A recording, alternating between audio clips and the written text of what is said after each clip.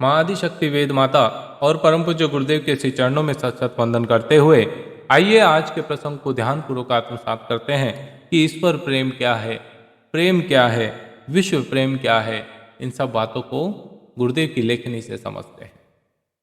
साथियों, परम पूज्य गुरुदेव कहते हैं कि अहंकारी मनुष्य की शक्ति से विश्व प्रेम दूर होता है। अहंकार किसका? धन, दौलत, वैभव, ऐश्वर्य का नहीं, ये सब यहीं छोड़ना पड़ेगा। साथ क्या जाने वाला है, जरा सोचना। अहंकारी कौन? रावण था। अहंकारी कौन? कंस था। लेकिन साथ में कौन हुआ? दुराचार। अहंकारी कौन? दुर्योधन हुआ। कौन सा युद्ध घटा? महाभारत का युद्ध। तो अहंकार पतन की ओर ले जाता है। नाम, पद, प्रतिष्ठा का अहंकार है तो यह रंगीन चोला यहीं उतारना पड़ेगा। बड़े बड़े शक्तिवान, सामर्थ्यवान इस धूल में मिल गए। फिर अभिमान किसका, ये समझो, ये सोचो बैठ के एकांत में कि अभिमान किसका, अहंकार किसका कर रहा हूं। मेरे में जो अहम है, ये अहम किस चीज का है? अपने हृदय में विश्व प्रेम की प्रतिस्थापना कर अपना तथा अन्य लोगों का जीवन धन्य बनाना चाहिए, तभी तो मानव जीवन सफल होगा। अन्यथा 84 लाख योनियों और इस योनि में क्या अंतर रह जाएगा? अपनी नई सृष्टि बसाने की कोशिश में जीवन ना खोया जाए, क्योंकि वह अस्वाभाविक है, असंगत है,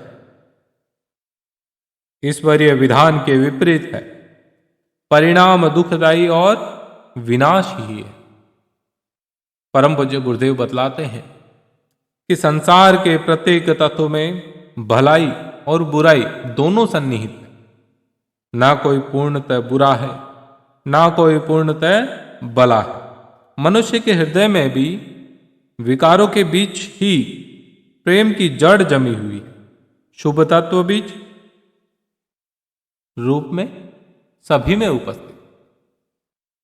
ऐसी दशा में बुराइयां ही देखना, दूषित दृष्टिकोण को अपनाकर घृणा निंदा को गले लगाना प्रेम साधना के पथ में भारी विघ्न है। अपना दृष्टिकोण बदल जाने पर जो दूषित और बुरे तत्व है, उनमें भी अच्छाई, उस ईश्वरीय तत्व की झांकी दृष्टिगत होती है। वहां भी उस प्रेम स्वरूप के दर्शन होते हैं, क्योंकि विश्व प्रेम की प्राप्ति में कहीं दोष, बुराइयां, कमजोरियां रहती ही नहीं। घृणा पर निंदा से प्रेम मर जाता है। इसलिए यह दृष्टिकोण त्याज्य है। इसके विपरीत अच्छाई का दर्शन करना आवश्यक है। प्रिय साथियों, गुरुदेव का यह साहित्य जीवन बदलने की क्षमता रखता है।